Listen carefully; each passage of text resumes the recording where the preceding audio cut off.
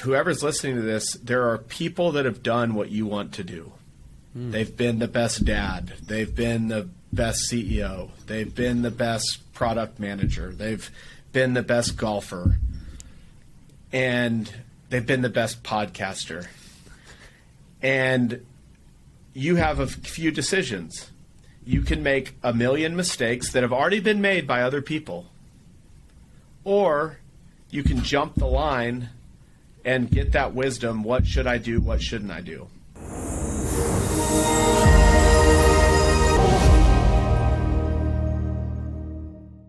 Chris, thank you for coming on the show today. Really grateful and honored for you to be here, and excited to dive into your story today in a way I haven't seen it online before. It's a pleasure to be here, man. I've really enjoyed following your stuff and the podcast that you built, so thank you for having me. Hell yeah. I'd love to start with this tweet from you. Your most popular tweet ever, but I would love to dive into it and explore from your perspective. And that is, my dad was a lawyer until he was 37. At 37, he came home and said, I'm going to be a doctor. He resigned and went back to get undergrad prerequisites, then applied for med school at 38. Didn't become a doctor until 46. As I approached 37, I realized how crazy that story actually is. The reason why I bring it up first is because there probably are a lot of people listening who are saying to themselves, oh, I would like to do something else, but they feel as if they can't, or feel that they've already created this career capital in a certain avenue or a certain profession. So I'm just curious if you could address all of that, and I would love to start there. Yeah. You've done your research. So it's funny. I've thought a lot about that the last few years. So I'm 35. I'm about to be 36. My dad passed away 10 years ago. And it's funny because I was sitting there in a conversation that morning at breakfast, and we'd been talking about it, and I just fired the tweet off, and it went, I think it got like hundreds of thousands of likes. It went viral. I still get people send me the tweet, almost a year later. But I think the thing I think about a lot when I think about that is, one, just courage. Man, it takes a lot of courage to have two kids. My dad, there's some people in the comments that said, oh, great, rich lawyer decides to become rich doctor. It couldn't be further from the truth. He didn't have hardly any in savings because it's almost like as soon as he paid off his law school bills, he decided to become a doctor. And so the first thing I think about is courage. Like, how many folks in their life that are unhappy at what they're doing and get the value, understand that we only live one life, can not only come home and say, I'm going to be a doctor, but also say that to two kids, a wife, have a comfy life in El Paso, Texas, where we're from, and not only switch careers, but do it in something that takes 8 years to build the new career. 4 years of medical school, which you make no money, and 4 years of residency, which at the time you made about $32,000, $35,000 a year for 4 years. So my dad went from probably making 120 grand a year to making 120 grand over the next 8 years. And so one is like courage. Two, and I didn't think about this at the time. I remember being a kid, and a lot of his friends and adults would always be like, this is insane that he's doing this. And when you're 7 years old, like, you don't really grasp the gravity of the decision. And so like today, as I think about it, like I said, I'm almost 37. I can't imagine it. Now, the one thing is I'm very fortunate. I love what I do, so I'm not sitting here wanting to do something else. But I think what that tweet also taught me is how many folks are stuck or unhappy at what they're doing or want to do something different and don't really know how to get it done. And so it's courage, it's bravery. It kind of is a reminder that you're only going to live life once. He certainly didn't have to do that, but he would always say, like, I can't imagine leaving this world and not having given this a shot. His dad was a lawyer, and so that's why he became a lawyer, which I don't know if it's as common in today's generation, but I feel like our grandparents and parents was like, oh, I was this because my dad was this or whatever. And so he just woke up one day and said, I'm going to change. And so I don't know, as I sit there, I think it's courage, I think it's bravery, and I think it's a reminder that we're all going to be on this planet one time, and we need to make the most of it. And part of that's, following passions that we have, and not necessarily, following society's path for you. So the world has a way of trying to put you somewhere, and I think it's our job to find out if that's where we should be or if we should be somewhere else. How have you found and figured out your own uniqueness or your own path when society is telling you to do this? This is what you should do. How have you come to the conclusion of no, I need to blaze my own path? And do you have any tips or tricks to figure that out for other people as well? Yeah, I think somebody told me once, entrepreneurship is a reckless disregard for conventional wisdom. And I'll say this: I think there's the question are you born an entrepreneur or can you learn to become an entrepreneur? And I don't think it's one answer, but what I can say is, since I was a kid, I've started businesses.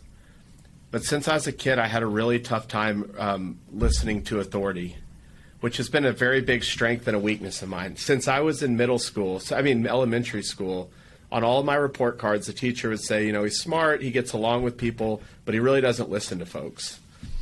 And I can remember, in second grade, my mom and my dad always saying, you got to listen to authority. And so, again, I say it's a strength, it's a weakness. It's a strength in that it's allowed me. There's never been really a day in my life that I've thought, I need to go do what somebody else wants me to do. I've always been on this mission of, I'm just going to do what feels right. The reason that's a weakness is there is some freedom in actually having guardrails and being obedient and listening.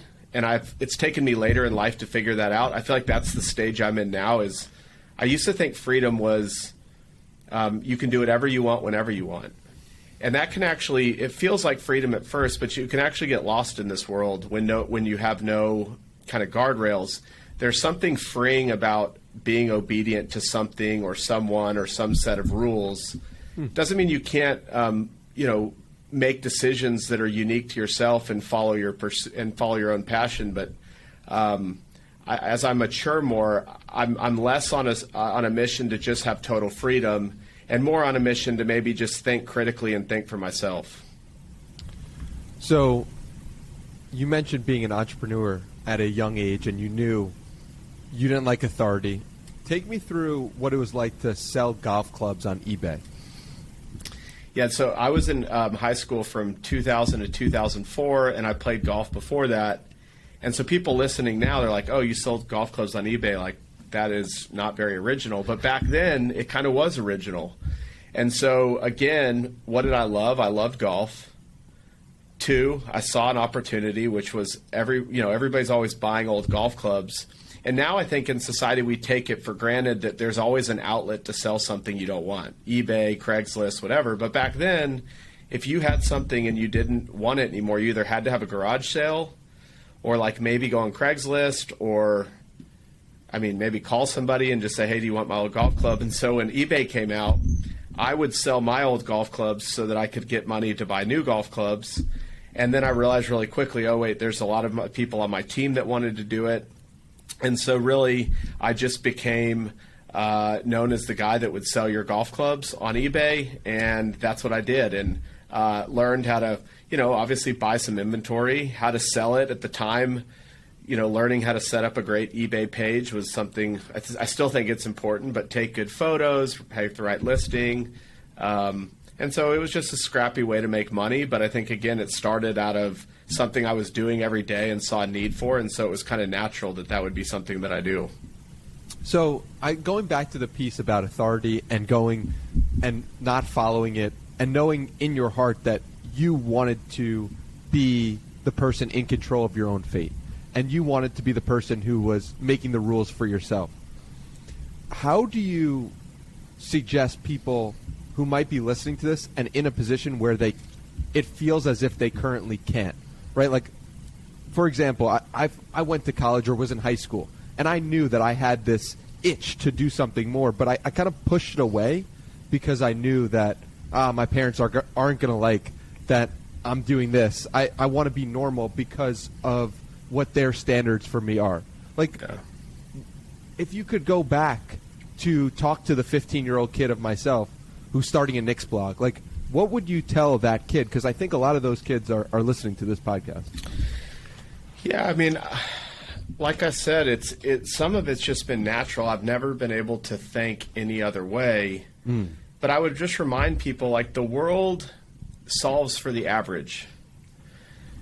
Like school, they test for average scores. There's outliers on either side, but the majority, the reason why there's the top 1% and the bottom 1% is because there's an average in the middle. And so just a lot of the way the world thinks about teaching people is solve for the average. And the average isn't a bad thing, but a lot of times the average by way of like making career choices or taking risky decisions is the less risk, the better. Or it's what I perceive as risk is different than what you perceive as risk. So, for example, like this podcast, there's probably a lot of people that want to start a podcast, but they think it's really risky. Well, if I asked you if it's risky, you'd be like, no, it's not risky. It's fun. I enjoy doing it. I meet people.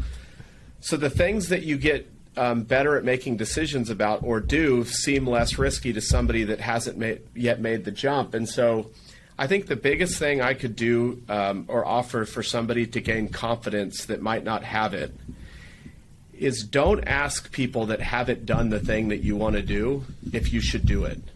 Or don't go to them and ask them for wisdom to start a company if they've never started a company. Like if I was going to start a podcast, well, I have one, but let's just say I didn't, I'd go to Danny and I'd say, tell me everything about starting a podcast. I would never go to someone that doesn't have one and say, you think I should start one? And so maybe what I would tell that younger generation is if you're on the fence about something, try and find someone or somebody or a few people in your life or that you may know that have done it, and try and get all their wisdom first. That'll make the burden of making the decision probably feel a lot lighter. Yeah, I think that's great advice. What's tripped me up in the past is that there have been smart people in my life who haven't done the thing that I want to do, but have been giving me advice. Oh, yeah. So in your case, it's like your father's a doctor and a lawyer, obviously a bright guy to some extent to be able to go through all that training. And then he's telling you, no, don't start a business. Well, that's a much harder.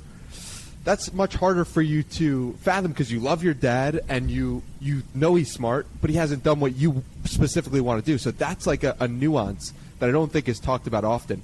How have you dealt with that in the past? Well, they'll tell you when somebody gives you advice, what they're really doing is telling you about themselves. And so if you want to learn about somebody, go ask for advice from them, because nobody's giving advice on the things they haven't done or their view of the world. So anybody that would say, like you just, again, you could ask them any question, but the way they respond to you is an interpretation of their life. And can you repeat what your original question was? I kind of went off on a tangent there. No, you're good. I was curious how you deal with when smart people who you know are smart haven't done the thing that you want to do, but they're giving you advice, and you're like, well, I know they're smart. You know your dad's smart because he went through this lawyer, doctor training, and then you're like, well, he hasn't done what I want to do, so how much should you value that opinion or perspective? I think it's kind of what you said. I think you have to build a filter for kind of taking taking the advice and applying it to your situation. Because even the same advice given to 10 people is different depending on, where they are in life. Are they married or are they not married? Do they have kids? Where do they live? What are their interests? And so I would just say building a filter for taking it and just taking it as what it is advice. Because I'd say some of the biggest mistakes I've made probably early on in my career were when somebody like you just described, super smart but hadn't done what I want to do, but you're like, well, they're super smart, and you kind of just take what they say as the holy grail and you start changing your plan because of something else you've heard. And that's really easy to do as a kid or as a younger adult because you don't have a lot of wisdom yet. You haven't seen patterns. You haven't seen human patterns of how we tend to operate. And so you're like, well, they said that must be what it is. And so I would just encourage people to take advice. When it does come from a smart person, there's probably a nugget in there somewhere that's great. But just apply it to your situation because we're all in a different situation. Yeah, that's beautiful advice. you've said before that all real estate is a byproduct of what humans are up to. And I'm curious, like, how you've gotten better at figuring out what humans are up to and their own patterns. Yeah, I think this is an easy answer, but I don't think we do it enough, is just sitting and watching what the world does. I mean, if you go to the beach, it doesn't take you very long to sit there and go, man, people really like coming here. They bring their families, they rent all this stuff, they get in the ocean, they take their families to dinner, they build sandcastles. And last time I checked, they've been doing this every single year for like hundreds of years. These beach houses have been around forever, and every commercial I watch is somebody going to the beach, and everybody on spring break is somebody going to the beach. So I could make a reference or an inference that I think beach property's pretty hot. I think it's going to be around. And I've got all this proof because people keep loving to dip themselves in water, and there's nothing I can find out there that would tell me otherwise. So maybe lake property, oceanfront property, property around beaches are going to do well. So then I go look at, well, let's see, how is real estate done around those areas? Well, California's crushed it. Florida has crushed it. Up into the East Coast, Northeast Coast, it's crushed it. Go over across seas to San Tropez, waterfront property, crushed it. So that would be a way of saying, okay, that's probably some a safety guideline that I could invest in these markets and do pretty well. Alternatively, people love, to the best of my knowledge, I haven't seen anywhere in the world where people aren't wanting to live under a roof. They want air conditioning, they want a roof. So I can make an inference that residential is going to do well. And you can kind of keep going on, but you take it to what are the people actually doing? In Fort Worth, if I wanted to know what's the best place to own a restaurant or a retail building, I would just drive around and maybe spend 30 days observing all the different retail locations around town and go and look, there's more people showing up here every night than over here. Now I might ask myself why. Oh, it's close to the museums, it's close to downtown, it's easy highway access. But you could just, all I'm doing is watching is like, what are people doing? And then I'm going, okay, this is probably something that we could get into. Ranch property, people love to ranch and farm in Texas. There's nothing that would show me over the last 100 years that people have once considered not liking it. And so then I go, well, there's 20 million people moving to Texas over the next 15 years or 20 years. There's I'm ranching. one of them. Yeah, you're one of them. Ranching and farming is popular. I think ranch land's probably going to do pretty well. Now, if I'm just buying ranch land like this year and hoping to sell it next year at a profit, that's more speculating. But if I'm looking at the long-term horizon, it's like it's hard for me to find anything in humans that would say ranching in Texas is on its way to not being popular. I love how simple the approach is. I'm curious how you go about and do that in the digital landscape, because those were all physical examples. How do you go about and look at people in the digital world of social media and figure out what they're doing and where they're going? Well, probably a little bit how you do it. So one is, looking for where is attention being had. I think we've both been followers of Gary Vee, and I think he was the original guy that said you need to go where the attention is. Yes. So one is, let's take Twitter, for example. Some people could argue that Donald Trump, our last president, was elected a lot of because of the Twitter following he had. We could make an argument about Elon Musk and his popularity having to do with his presence on Twitter. So we can see that there is a social conversation going on there. And then you can just go to people that have large or small follower accounts. But usually if you have a large following, you're kind of become known for something on the web of some sort. And so then, like I think you've done even on this podcast, is you just start going and finding, like, what are they tweeting about? What are they talking about? Who are the people commenting on their tweets? Who are the people that they're engaging with? And so, like, we're in a community on Twitter called Retweet. You've probably seen or heard of it. But it's not like anybody, like, clicks in and says, like, I'm a member. You just kind of become part of this larger conversation, and you do that by starting to converse with people that have kind of that are thinking the same or wanting the same thing out of their digital experience. And so for me, I think the best way to do it is like, what do you want to learn? Finding people talking about that, finding people with large followings have probably been talking about that for a long time, or they're really smart on a topic. Like nobody just gets, lots of followers without having put in the work. And so that's an easy way to kind of seek out like who's doing what and what someone stands for. Makes sense. What was the decision for you to start putting yourself out online? As I understand it correctly, you were successful before any social media profile, and then you probably made a decision, or did you make a decision, like, I'm going to actually put myself out there and be intentional about building a following? And if so, how did you go about doing that? Yeah. I would just say I think I understood early on that the way the world was moving, the modern day business tools, podcasting, being on Twitter, and then looking at some of the most successful people in the world, is they were good at garnering attention. And so for me, it was like, what do I want to garner attention and harness it towards? And at the time, it was our real estate business, and it still is for a lot of regards. But so it started with just like, I think this is a good idea. Again, going back to I think, this isn't a political statement being for or against a Donald Trump, but when you paid attention and go, man, our president of the United States might have gotten elected because of his Twitter presence. Like, that's a powerful statement. And then going, I don't have to be him, but having a Twitter presence matters, or some type of social presence matters. And we're starting to see today, I mean, we talk about the biggest names in the world, but you see Mr. Beast creates a huge following, and now he's just like, I'm going to start a burger company, and I'm going to like show my audience the burger company. I'm going to start a chocolate company. That's where the world's headed. And so it just makes sense to attract attention. What kind of attention you attract is up to you. But I think it's super important to the world we're heading in. And it's another way to also build trust at scale. So I just think that, especially podcasting, Danny, everybody gets to know you that listens to you because they hear you ask questions and they kind of know what you're about. I always say I think people have a really good detection for BS. You just listen to somebody speak enough, it doesn't matter what they're talking about. You can just hear between the lines, like, this guy or this girl's full of it.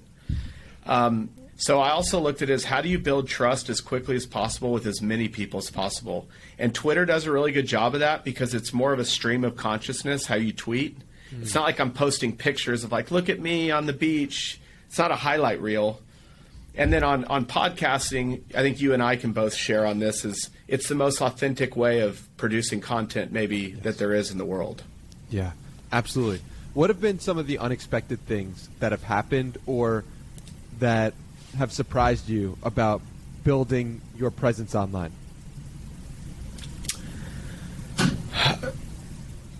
Okay, I think one, going back to like scaling trust, I think the biggest reward has been meeting these people in real life.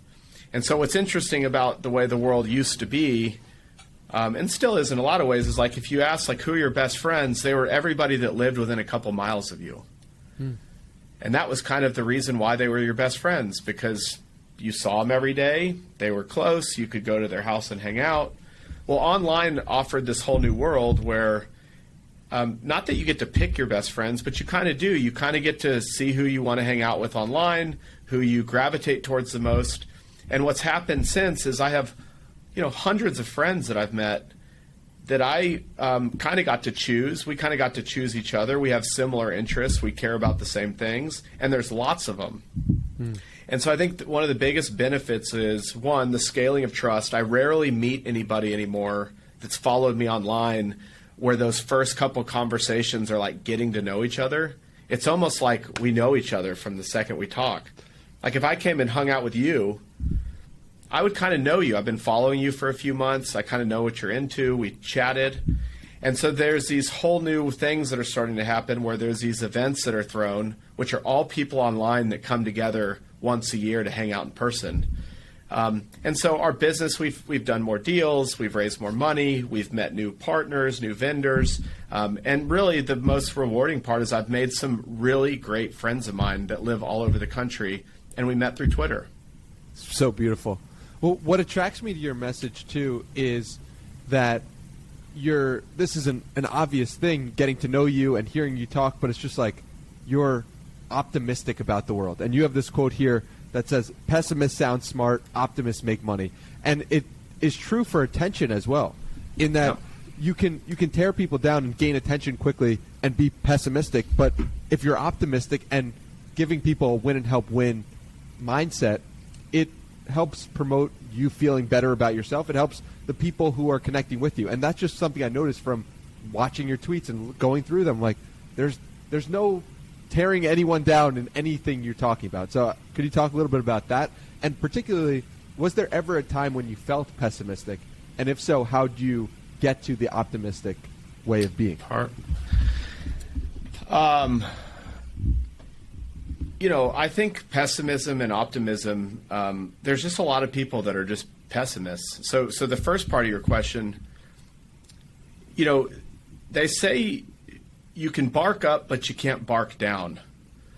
And what I think you find a lot of people doing is they use online as a way to like blast people or really try and tear people down. They might not know them, but it tells me a message really quickly. If somebody's willing to go online and degrade somebody or take them down online, I just know that travels into their close relationships. That travels into their day-to-day lives. There's just nobody that I've ever met that's happy-go-lucky in person, but you go online and they're just blasting people all day. It's true. So I think it's a great tell. As far as optimism, again, I can't explain it. I've just woken up every day of my life always believing that the world is getting better. Wow. And the truth is, part of that's maybe just nurture and nature. But the truth is the world is getting better. And if you look at things that really matter, how long we're living, if you were the richest person in the world in 1900, you were John D. Rockefeller, like everybody, you didn't have a refrigerator, you didn't have air conditioning. Now some of the, financially, whatever you want to call it, the poorest people on the planet have all these things. The problem with today's world is we're all comparing each other to the world. So Charlie Munger says the world isn't run on greed, it's run on envy. And so I know people that, have a private jet, but they feel broke because it's not as big as the private jet, next. That's just how the world runs. And so, and I think social media has just amplified that. They've taken the core of human instincts, which is envy, and they've exploited it, which creates a lot of pessimism. Bad news sells. People are fascinated by being scared and fearful. But if you just go look at history, like the studies show we kind of get better every year as a world. And you can participate in the pessimism or you can participate in the optimism, but I've just very rarely met people that are pessimists their whole life that are having a whole lot of fun or enjoying it. And so as much as it is a decision for me, I also feel fortunate that it's kind of embedded in just who I am because, I am fortunate that I didn't grow up in a terrible set of circumstances. There's kids that grow up in abusive house homes, parents that are not around. You go down the list of things. It's easier to be a pessimist when you've seen really bad things happen, especially early in life. And so part of it is just being fortunate that I haven't had to deal with that. Now, part of how do I handle that going forward is hopefully being an optimist to those people that need it, because there's a lot of people hurting. And again, I've just chosen the optimistic side of things. Does that mean I don't have bad days, that there's things I'm not pessimistic about in the short term? For sure. But over the long haul, I just haven't seen many folks in life that have enjoyed life. You never read a biography and somebody says, I had the best life because I was pessimistic every day when I woke up. So true. You mentioned the envy that you see amongst friends or colleagues or acquaintances where they have a private jet but someone else has got a bigger private jet. How have you guarded against that as the resources that you've accumulated has risen? It is. It's not easy. I'm definitely not free and clear from it. I think part of being an entrepreneur is being competitive. And some part of competition is envy of like, I want to win. I want to, but for me, it really, a lot of it goes back to just my faith, like just reading a lot of, not just, the Bible, but really you can go, it doesn't even have to be a faith thing. If you just go look at a lot of wisdom written by folks that have lived a long life, almost unequivocally, the answer is, envy is a bad thing. And I think Charlie Munger's quote is, envy is the only sin that doesn't really feel any good. Most sins that you do, you kind of do them because they're fun. But envy is the only one that you actually get no pleasure out of. And what envy really is you thinking about yourself. It's me, me, me. And that is the more you think about yourself, the more miserable you are. Over a long period of time, just focusing on yourself and your well-being, we weren't designed that way as humans. We were designed to help other people. We were designed to get along with other people.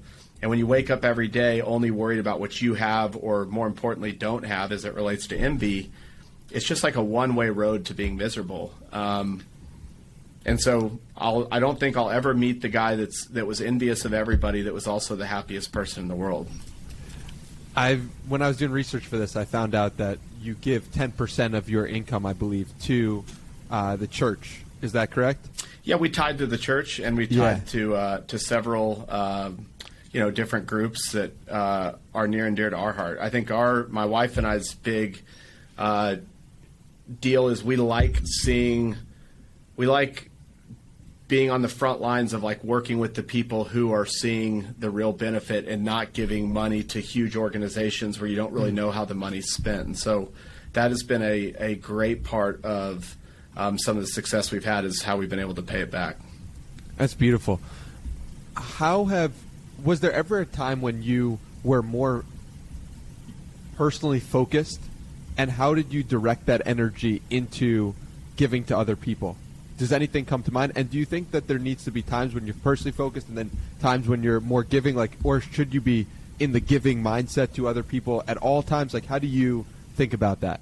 Yeah, I think it's more the latter I think it's not, I just think for me, I'll be honest with you, I've had to learn this habit. So we haven't gone there, but a lot of my early part of career was about me. It was about me. It was about my empire. It was about wanting the world to know that I was going to build something great. And it's not like at the time I knew this is how I was thinking, but if I just go back and look how I made decisions, and you very rarely find people that people trust and enjoy over a long period of time that only think for themselves. When you think about your favorite people in the world, it's the people that serve others. And so you've probably heard of servant leadership. I have not. Okay, what's so that about? Servant leadership is leading to serve others. So you're leading by way of being somebody that's serving other people. Rather than taking from everybody and everybody following you. A leader stands at the back and does everything they can to build up the people around them, provide them the resources they need, share with them knowledge and wisdom to make them better. They're serving other peoples by way of leadership. And that took me a long time to get to. And so now as we sit here today, I think a servant mentality, whether that be with my kids when I'm at home, whether that be with my employees when I'm at work, whether that be with my friends, whether that be with nonprofits. I don't know about you, but I always get more joy out of helping others than when I'm being helped. And you talk about the podcast. A lot of what drives me on the podcast is the value that it provides other people. I mean, you're the beneficiary, I'm sure, of a lot of emails or messages about like, hey, Danny, I can't tell you how much this episode helped me on my journey. So when people often ask me, how have you done all these episodes? Trust me, there's times I'm burnt out, but that motivation of helping a lot of people out is what kind of keeps you going. And so I certainly fail at it miserably and can become a selfish person often. But I think the goal and what I've learned and what I aspire for is to where that servant mentality or that giving mentality is just always on. And that doesn't mean I'm always giving away money or time, but it's really just saying I'm going to think of others before I think about myself. Going back to early in your career when you wanted people to look at you and see how great you were, what do you think went into the transition to be more giving? One, I think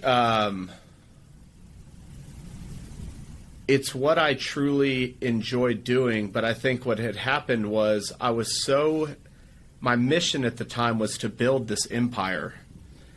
And again, a lot of this is just wisdom. Like, look, a lot of this you have to kind of go through. And for me, I kind of crashed, a few years ago.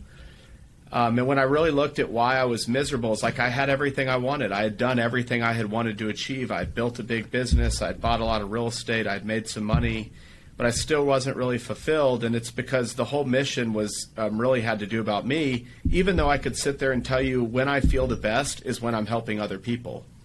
And so it was reframing, like, what is my purpose? Like, why am I doing all this? Because then you kind of take in the wisdom of elder people. You never would meet a 90-year-old person that says, I think the Warren Buffett quote, and I'm using quotes just because everybody can understand them, is, you think you'd rather be 92 and worth $100 billion or 30 healthy and starting all over again? So it's like, okay, so money isn't the goal because you can't take it with you when you leave.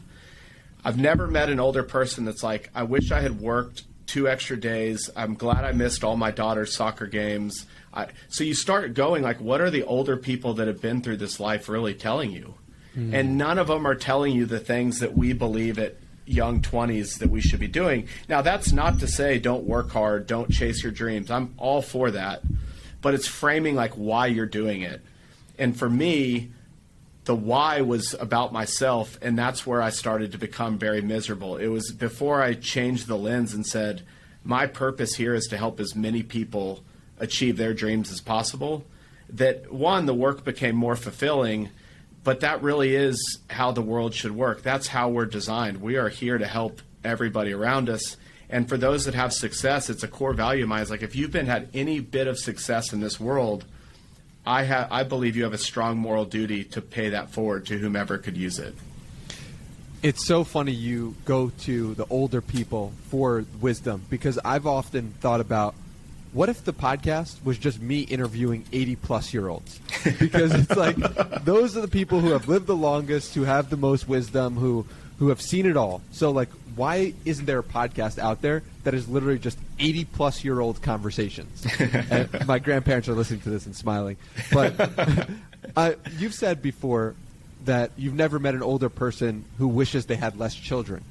So talk to me about parenting and raising children. And I often bring up this topic, even though I'm 27 years old, single, have no children of my own. But I ask it because we are all parenting ourselves at all times. We are all leading ourselves at all times. And because of that, I really highlight it and really want to make sure that people understand how your advice to your children or how you go about parenting is actually how people can think about leading themselves. Yeah, I think,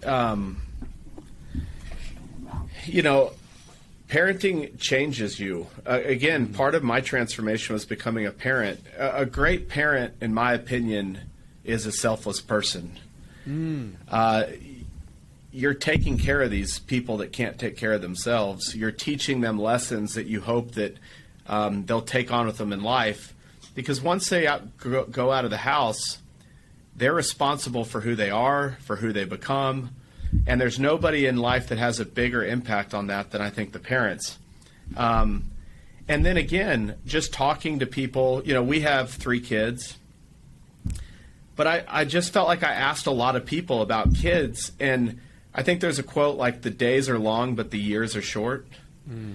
And being a parent is tough. It's not like all roses. I mean, a lot of it is work. It is not exactly maybe what you would want to be doing, but what you have to do.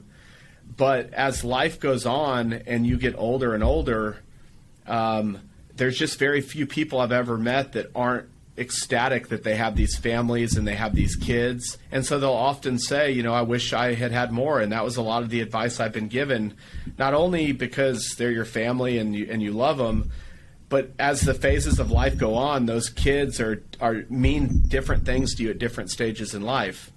You know, one day I'm going to be really old and I'm going to need some help from my kids to take care of me. But being able to watch their kids grow up, I just believe that in a lot of aspects, your immediate family and your family around you is what's a lot of the joy. And so, I don't know, I just put that out because it was probably the 10th time I'd heard somebody say, you know, my only regret is I didn't have more kids. So anyway. Talk to me about the step before that. How do you find someone worth having children with or you align with and connect with? I think it's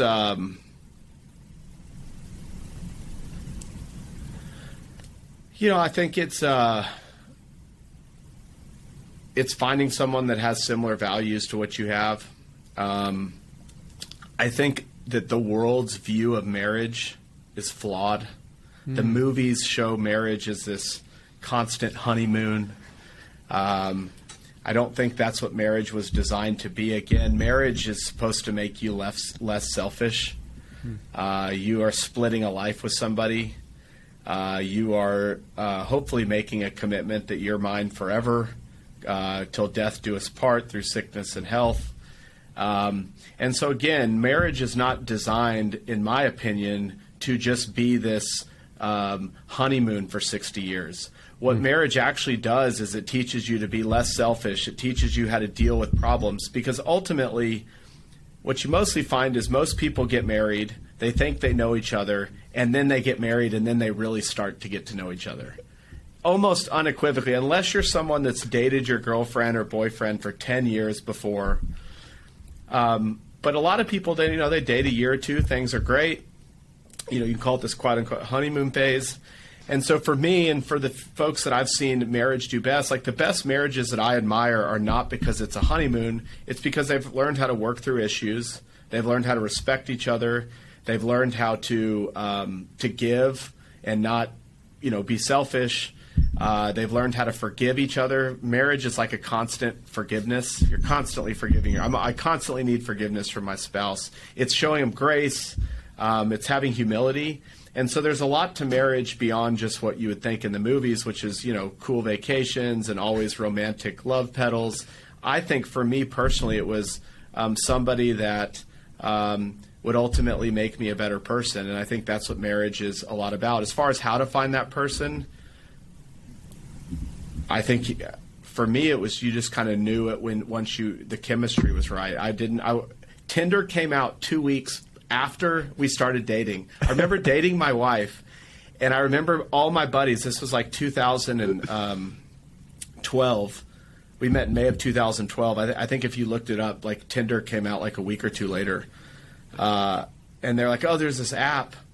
And I've never been on a dating app, so I can't say the dating app is a way to find them. But I don't know. It's kind of like a lot of things in life. We kind of have these internal systems that when the right thing shows up, we kind of know it, and it's kind of hard to describe. That's kind of what happened for me. That makes sense. You're somebody who is ambitious and is trying to achieve more in the world, but you also have a family. How do you balance those two, and how do you not let one part of it take more of your time or more than you want? Like, how does that work for you? Yeah.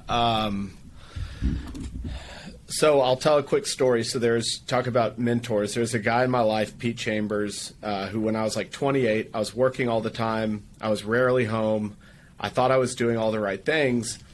And he was part of this thing called Halftime Institute. And he just said, there are decisions that you can make today that will help set you up for a great future. Because what he had experienced was a lot of people, especially males, because we tend to be more performance-driven human beings, spent their entire lives building this wealth, building this idea, and not doing it, not having malicious intent. But his whole thing was, their idea was, I'm going to spend the first 20 or 30 years building this empire, whatever you want to call it, and then once it's built, then we'll go on family vacations, we'll have a nice house, blah, blah, blah. And what all these men had found was they got to what they call it the Halftime Institutes, where you learn this stuff, but they had found that by the time they get to the second half of their life, They really didn't have a relationship with their wife. Their kids didn't really know them because they were never home. And so they had all this money and all this whatever they had wanted, but they kind of had these empty lives. They didn't really have any friends because they'd put it all in at work. And so that really helped me reframe things early on in my career, which the answer was just once I understood that that was a possibility, that I could have all the right intentions my whole career thinking I was building this thing, but it would have all these negative consequences down the road if I didn't prioritize my family. That was at least the first thing to go, I need to prioritize my family. Because I think we hear that, and for a lot of people, they think they are prioritizing their family by working harder and making more money and providing. But you never meet like a child who like loves their daddy because he got like a big bonus or like did an extra deal. They could care less. And so I'd say step one was just like framing what could happen if I neglect my family. Like what could I have later in life? And the second is I just don't want to miss these times. Like it's a personal deal. I look at my kids are still relatively young, but I know this is one time I have in my life to pour into these kids, to be with them, to love them when they're little kids, because eventually they're going to become teenagers. Everybody thinks you have your kids till you're 18. You really have them till you're like 12 or 13, because once they're 12 or 13, they kind of are off doing their own thing. They don't really, the parents aren't cool anymore. And so it was just another time to say, like, here's a certain window in my life that I have, and I really don't want to miss it because I don't want to be that guy once my kids are long gone that regrets that I never really got to see them growing up, even though I thought I was doing the right thing all along. You mentioned that your mentor is somebody that gave you that advice or told you that story or pushed you in that direction. And from doing research, you also, it seems like, have mentees. I don't know if this is like a formal thing either way, but I'm curious what the role of mentorship has played in your life thus far. Everything. And your mentor could be alive, your mentor could be dead. But whoever's listening to this, there are people that have done what you want to do. They've been the best dad. They've been the best CEO. They've been the best product manager. They've been the best golfer. And they've been the best podcaster. And you have a few decisions. You can make a million mistakes that have already been made by other people. Or you can jump the line and get that wisdom. What should I do? What shouldn't I do? Again, that mentor should be somebody that's done the thing that you want to do. You should apply that information to your situation because it's not all apples to apples. But what I found so amazing is a lot of people on this planet are very nervous to ask people questions. They don't want to look dumb. They don't want to look silly. And I don't know where this came from. Since I was a young kid, it was so obvious to me that, like, if I want to know something, just go ask the person that already did it. Yeah. And here's the coolest part. Not everybody, but the majority of people that have had any bit of success on this earth and are decent human beings find joy in helping you back out. And what happens is, and mentors come in all shapes and forms. I don't have just business mentors. I have mentors of two guys that have built wonderful families. I lean on them a lot for what decisions do I have to make my home life better. Because our life is not compartmentalized. You don't have a business life, an at-home life, a friend life. If your at-home life is struggling, everything else is struggling whether you know it or not. And so going back to mentorship and then my being able to mentor other people is like, I get a lot of joy out of it. One, I look at my podcast as kind of being a mentor to a lot of folks. But I can only do that because the mentors I have in my life, which, again, some people are on this earth, some people are dead. But I'm gleaning wisdom from people that have done it, and I'm being super intentional about asking them questions so that I don't have to make all the mistakes that they made, and it's a kind of fast track to get to where I'm going. How do you ask effective questions to your mentors, especially when they're not living? I think one is kind of knowing what you're trying to solve for. So even if it was just like, like, how do I want to be a better dad? Is one just going, okay, who do I admire that's a great dad, or at least I perceive as a great dad? And then starting with just very basic questions like, why do you think you've been a great dad? Asking like the most elementary of questions, as you know, as a pod, like that kind of leads into maybe some of the more detailed nuance. Tell me some times when like you were at a crossroads, like when your kids didn't like you, or that you felt remorseful for something you did. What are some things you wish you could do all over again if you had the opportunity? Who's somebody that helped you build a great family? Is there anybody else that, and maybe there's a book I could go read. But a lot of it is just gleaning their perspective, and they should know why you're kind of asking them for those questions. Is like, one, I think you've been an incredible father, and so if you don't mind, I want to find out what made you a great father. What were the good things you did? What are the things you wish you had done differently? And then apply those to my situation. But I think it really starts with asking the really basic questions, and then asking the questions that are really relevant to your situation.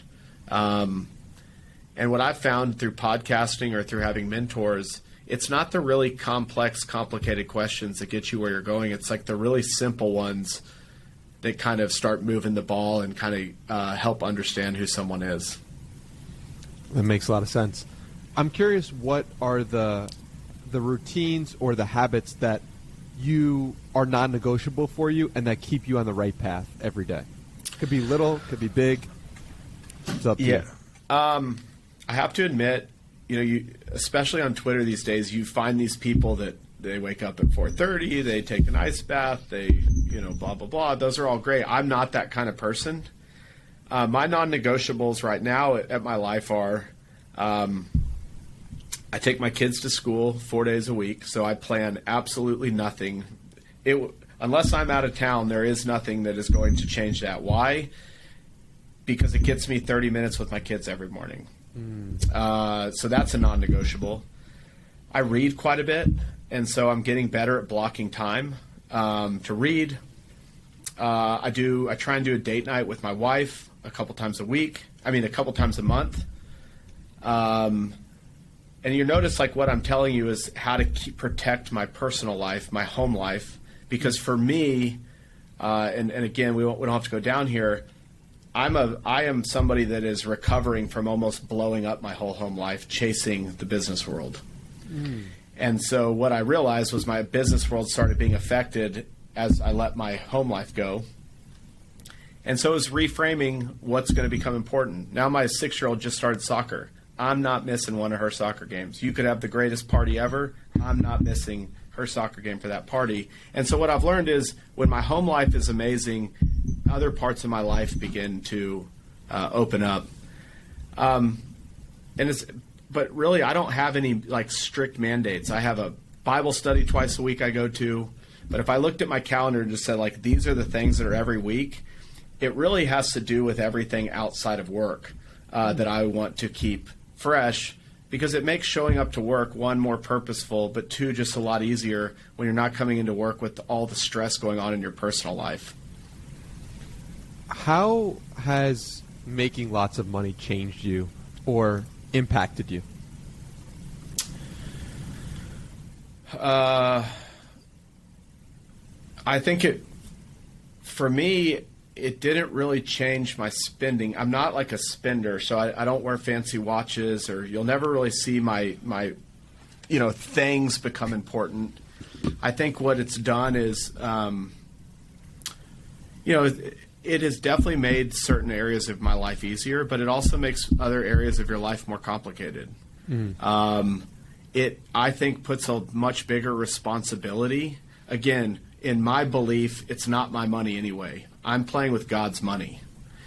And I think he tests, he won't give me more money than my character can handle. I'm learning right now what that is like and how I can be most effective.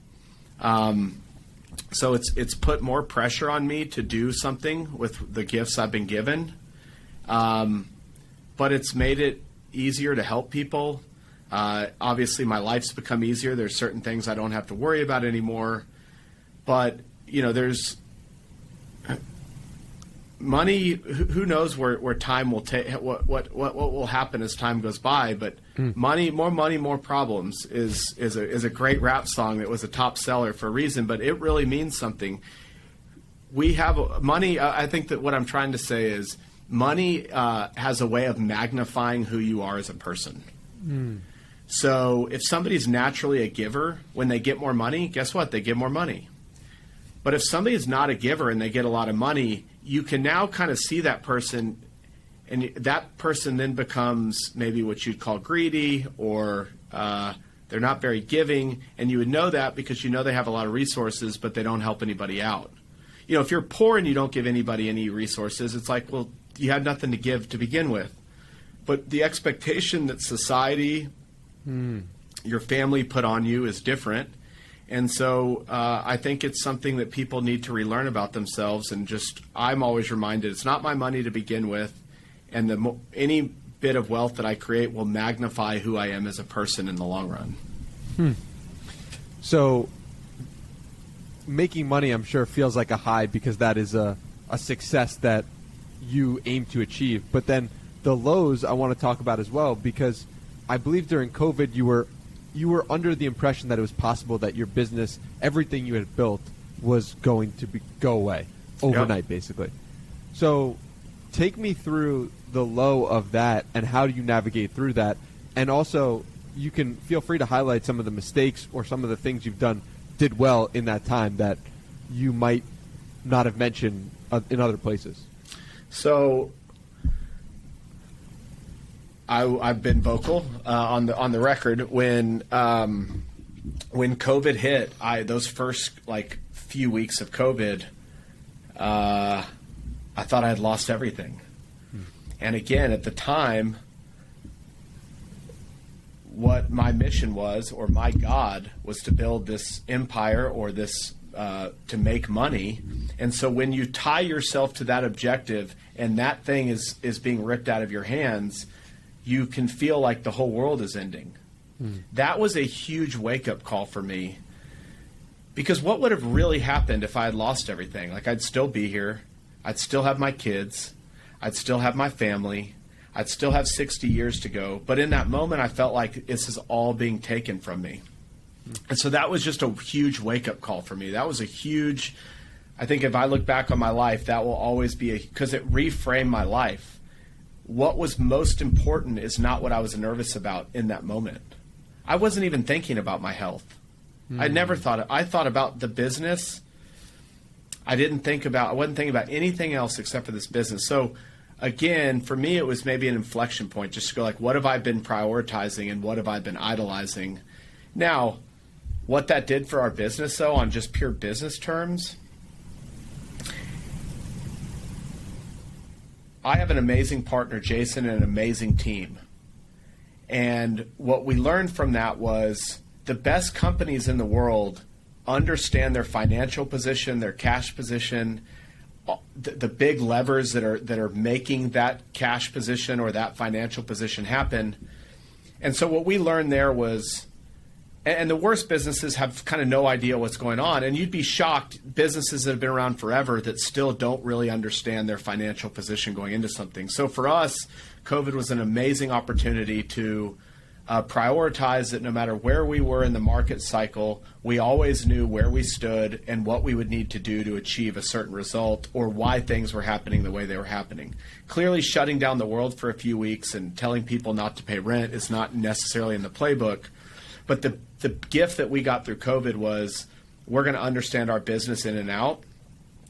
And once you understand your business in and out, you don't have to wonder or getting more nervous about where you are isn't a thing. You have processes and ways to understand this is where we're at. This is how we're going to make decisions going forward. This is the next best step, as opposed to kind of this gray area of the world's falling apart and we think we're doing well. We don't know how well, and we don't really know what's going on. That accelerates panic, just like it would in any other situation in life. The more confidence you have about something that you're working on, the more level-headed you can be about it, the better decisions you can make. And so for us, it was an opportunity to just get really dialed in on never again will we not know 100% where we stand from a financial perspective. What should somebody do who's listening to this and maybe is running a one person or a much smaller business? Like, what are the steps that they should take to better understand their financial position?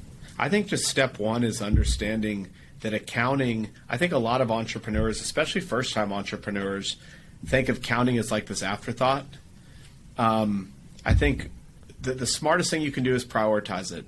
And I'm going to prioritize not only having an accountant, but having clean financials monthly, quarterly, annually, because ultimately that's how you make decisions about whether to grow, what you can spend, where things are working, where things are not working. And so I think my answer is prioritize it. We used to do a lot of venture investing, and it's amazing to me how many companies, founders, you would ask, who's doing your accounting? And it was like, well, we'll figure that out once we get the business going. I think my only answer is prioritizing it and not making it an afterthought, because most people, especially on their first venture, it's an afterthought. Thank you for highlighting that. I like to end these podcasts with a challenge. A challenge for people points to the place in your heart you think people should take some action for this podcast, and where you think they take it, they listen, and then what do you do from it? Does a challenge come to mind from everything we spoke about, or something we haven't? So a challenge that I would give the guest. Give the listener, yeah.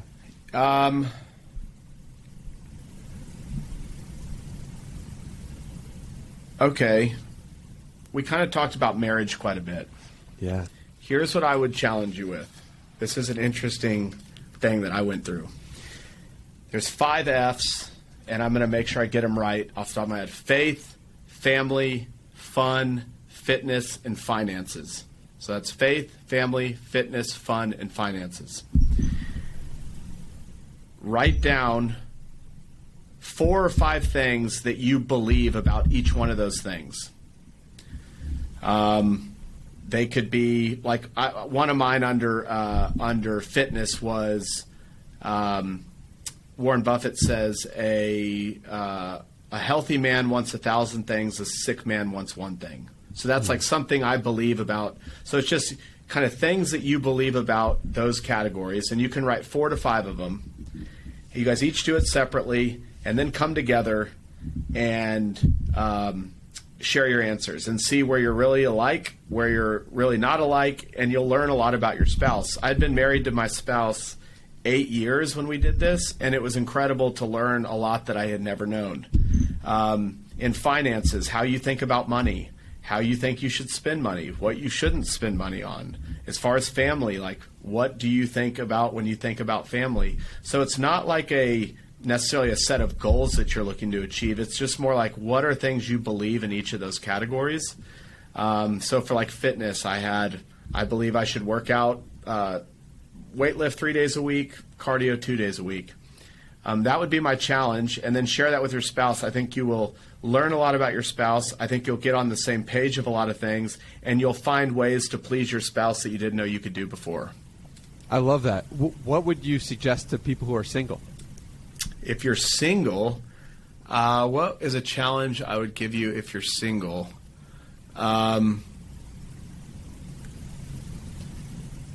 It could be about anything. Mm-hmm.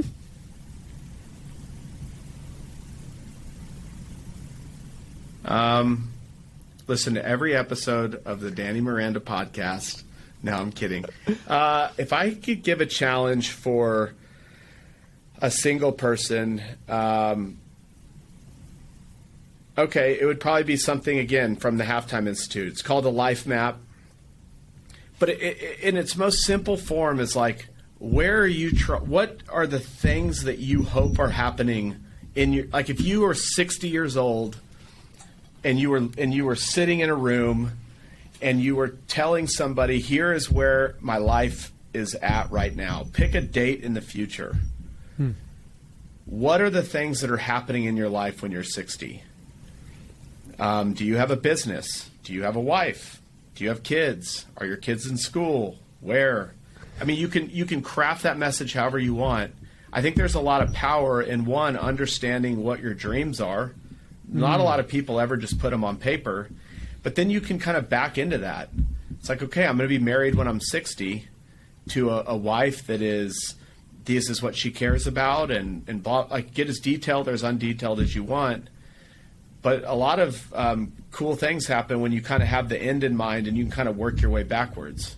So that might be a challenge on personal growth and just kind of understanding, what you need to be doing today to make sure that when you're 60 sitting in that chair, and obviously life's going to change and, maybe that isn't how it ends up, but it was always a really crazy exercise for me to write about my life 30, 40 years later and think about, one, the other thing, and I'll add, you also learn, like, what are you doing in your life right now that has nothing to do with who you want to be when you're 60. And that's probably the most important thing, is a lot of life is not just knowing what you want, it's knowing what you don't want. And when I did that exercise, what I found in a lot of areas of my life was I'm doing absolutely nothing in the moment that gets me anywhere close to where I dream of being. What were examples of that? Well, for one, I wanted to be a grandfather with my wife and our kids. And so one area, and I've already kind of said it, and I'm a vulnerable guy, my marriage was not doing well.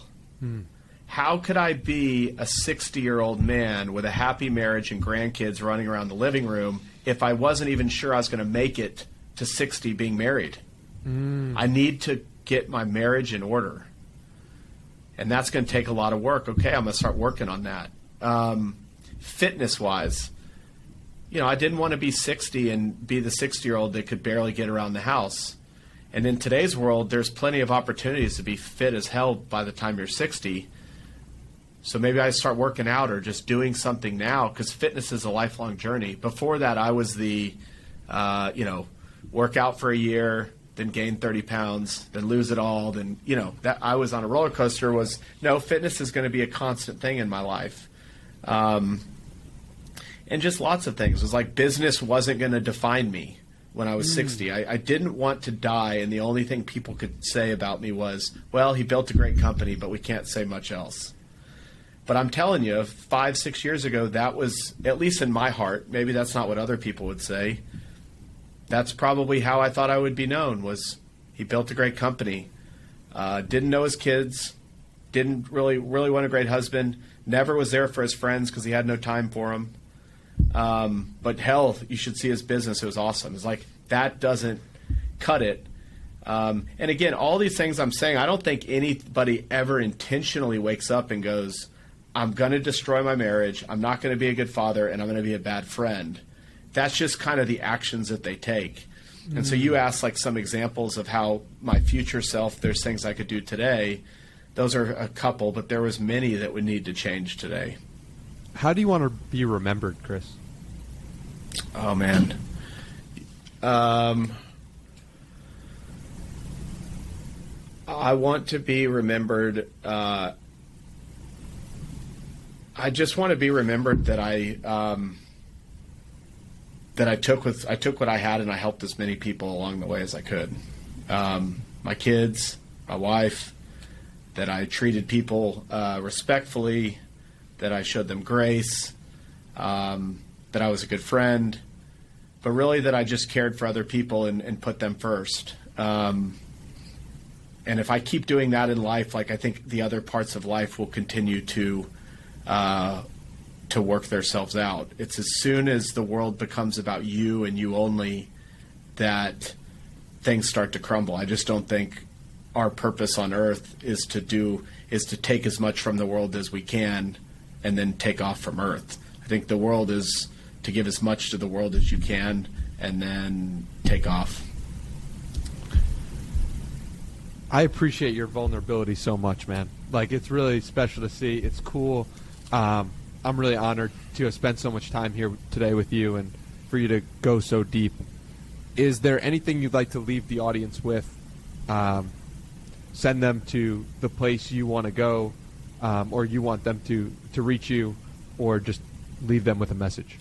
Yeah, I think we'll just end it on the vulnerability. If there's anything I've learned over the last few years, we live in a world right now where